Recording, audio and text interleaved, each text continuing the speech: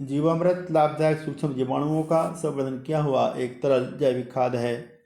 जीवामृत के माध्यम से सूक्ष्म जीवाणुओं को खेत की मिट्टी में प्रतिस्थापित किया जाता है। सूक्ष्म जीवाणु मिट्टी में जाकर जीवांश कार्बन की मात्रा को बढ़ाते हैं, जिससे हमारी भूमि की उर्वरता बढ़ती है और कृषि उत्पादन लागत कम होती है। साथियों, बेशक हमें हमारी माँ ने जन्म दिया है, मगर हमें और हमारी माँ को पालने का काम यह धरती माँ ही करती है। धरती से ही हमारी हर एक जरूरत पूरी होती है, इसलिए हम धरती को धरती माँ कहते हैं। धरती माँ का स्वस्थ रहना जरूरी है ताकि हमारी सब ज़रूरतें पूरी होती रहें। धरती माँ की सेहत को बरकरार रखने के लिए जीवामृत एक प्रभावशाली जैविक खाद है। यह धरती एक जीवित पिंड है। जीवित पिंड इसलिए है क्योंकि धरती में नाना प्रकार के जीव व सूक्ष्म जीव रहते हैं, अर्थात धरती में जीवन है। धरती में रहने वाले जीव व सूक्ष्म जीव हमारी खेती में हमारा सहयोग करते हैं। आजकल हम जो खेती कर रहे हैं वह रसायन आधारित खेती कर रहे हैं। हम अपने खेतों में अपनी फसलों में बिना सोचे समझे जाने अनजाने में रासायनिक उर्वरकों व फसल सुरक्षा रसायनों का बेतहाशा मात्रा में प्रयोग कर रहे हैं, जिसकी वजह से हमारी कृषि उत्पादन लागत बढ़ रही है और उत्पादन नहीं बढ़ रहा है, बल्कि जो उत्पादन हमें मिल रहा है वह भी रसायन युक्त है, जहरीला है। इसके खाने से हम आप सब नाना प्रकार की गंभीर बीमारियों की चपेट में आते चले जा रहे हैं। हमारी धरती माँ की सेहत खराब हो रही है, पशुओं का स्वास्थ्य खराब हो रहा है, हमारा भोजन, हवा और पानी भी प्रदूषित हो रहा है, जलवायु परिवर्तन हो रहा है, प्राकृतिक संसाधन क्षीण होते जा रहे हैं, जैव विविधता कमज़ोर होती जा रही है और अब तो यहाँ तक कि हमारे खाने में भी स्वाद नहीं बचा है। इसके अलावा नाना प्रकार के पशु पक्षी, जीव जंतु और सूक्ष्म जीव भी विलुप्त होते जा रहे हैं। हमारे द्वारा फसलों में लगने वाले कीटों को नियंत्रण करने के लिए कीटनाशी का प्रयोग करने की वजह से और हमारे द्वारा पेड़ों को काटे जाने की वजह से हमारी भूमियों में रहने वाले नाना प्रकार के सूक्ष्म जीव मर गए हैं। सूक्ष्म जीवों के मर जाने की वजह से ही अब हमारी भूमियों में हमारे द्वारा डाला जाने वाला कोई भी जैव पदार्थ, कार्बनिक पदार्थ जैसे गोबर की खाद, हरी खाद, कंपोस्ट खाद, नैदव खाद और फसलों के फसल अवशेष, जड़, तना, पत्ती, शाखा, फल, फूल अब नहीं गलते सड़ते हैं, अर्थात भूमि में जीवांश कार्बन नहीं बनता है। जीवांश कार्बन की कमी से ही हमारी भूमि की उर्वरता निरंतर घट रही है।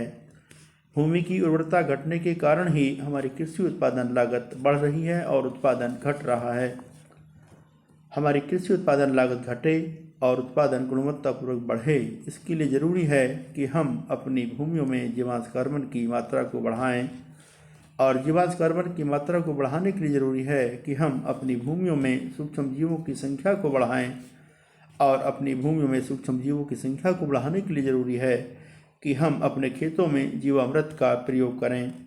अब क्योंकि हमारे द्वारा कीटनाशी का प्रयोग करने की वजह से और पेड़ काटने की वजह से सूक्ष्म जीव मर गए हैं, अब हमारे खेतों में सूक्ष्म जीव मौजूद नहीं हैं, तो सवाल उठता है कि हम इन सूक्ष्म जीवों को कहां से लेकर आएं। यह सूक्ष्म जीव आपको अपने गांव या गांव के पास किसी जंगल से, जहां कोई इंसानी दखल ना रहा हो, कोई आता जाता ना हो, जहां कभी कोई कीटनाशी का प्रयोग नहीं किया गया हो, वहाँ मौजूद किसी पुराने बरगद के पेड़, पाकड़ के पेड़ या पीपल के पेड़ के नीचे की मिट्टी में मिलेंगे। तो हमें चाहिए कि हम इन बरगद, पीपल या पाकड़ के पेड़ के नीचे की 5 किलोग्राम सूक्ष्म जीवाणु युक्त मिट्टी ले आएं। इस 5 किलोग्राम सूक्ष्म जीवाणु युक्त मिट्टी को एक 200 लीटर के प्लास्टिक के ड्रम में पानी भरकर साथ में सूक्ष्म जीवाणुओं के भोजन के लिए किसी भी तरह का 5 किलोग्राम आटा और 5 किलोग्राम गुड़ या चीनी को एक लकड़ी के डंडे की सहायता से पानी में घोल लें। यदि गाय का गोबर और गौमूत्र आसानी से मिल जाए तो उसे भी डाल सकते हैं। यदि ड्रम में घोल के ऊपर कोई काली या भूरे रंग की लेयर आए तो उसे चलनी की सहायता से हटा दें। समय समय पर सूक्ष्म जीवाणुओं को भोजन देते रहें और घोल को डंडे की सहायता से चलाते रहें। इस तरह से लगभग 1.5 से 2 महीने में सूक्ष्म जीवाणुओं का संवर्धन तैयार हो जाएगा, अर्थात जीवामृत घर पर ही बनकर तैयार हो जाएगा। हम जीवामृत से भी जीवामृत बना सकते हैं। बहुत से किसान भाई बाजार से जैव उर्वरक कल्चर खरीद कर लाते हैं। बाजार से लाए गए जैव उर्वरक कल्चर में मात्र एक ही प्रकार के सूक्ष्म जीवाणु मिलते हैं, जबकि जीवामृत में हजारों लाखों प्रकार के अनगिनत लाभदायक सूक्ष्म जीवाणु होते हैं। जीवामृत का प्रयोग करने का तरीका यह है कि 20 लीटर जीवामृत घोल 1 एकड़ क्षेत्रफल के लिए पर्याप्त होता है।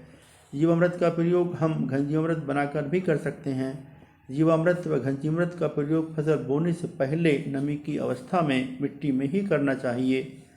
ध्यान रहे, जीवामृत घोल या घनजीवामृत का प्रयोग करने के बाद अपने खेतों में किसी भी तरह के कीटनाशी का प्रयोग नहीं करना है। हमें चाहिए कि हम खेती करने के साथ साथ पशुपालन अवश्य करें।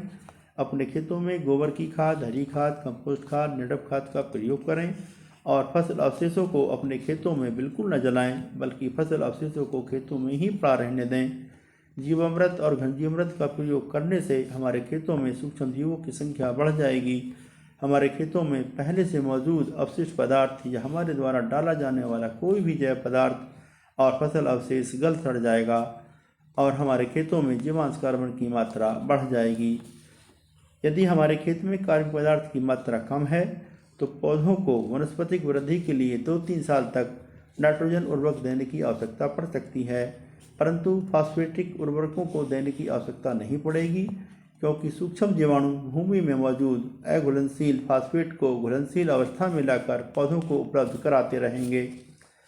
सूक्ष्म जीवाणु खेत में मरते रहेंगे और बनते रहेंगे। यह सिलसिला निरंतर चलता रहेगा और हमारे खेतों में जीवांश कार्बन की मात्रा बढ़ती रहेगी। हमारी भूमियों में जीवांश कार्बन की मात्रा 1% या उससे अधिक होनी चाहिए। जब हमारी भूमियों में जीवांश कार्बन की मात्रा 1% या उससे अधिक हो जाएगी तो हमारी भूमि के जैविक, रासायनिक और भौतिक गुणों में सुधार हो जाएगा। हमारी भूमि की उर्वरता बढ़ जाएगी। फिर हमें अपने खेतों में फसल बोने के लिए किसी भी तरह के रासायनिक उर्वरकों को देने की आवश्यकता नहीं पड़ेगी। हमें सिंचाई भी कम करनी पड़ेगी, अर्थात हमें भूगर्भ जल की बचत होगी। जीवामृत का प्रयोग करने के बाद हमारी फसलों में भूमिजनित बीमारियों का प्रकोप नहीं होगा, साथ ही कीटों का प्रकोप भी नहीं के बराबर होगा। हमें फसल सुरक्षा रसायन नहीं खरीदने पड़ेंगे और हमें आर्थिक बचत होगी।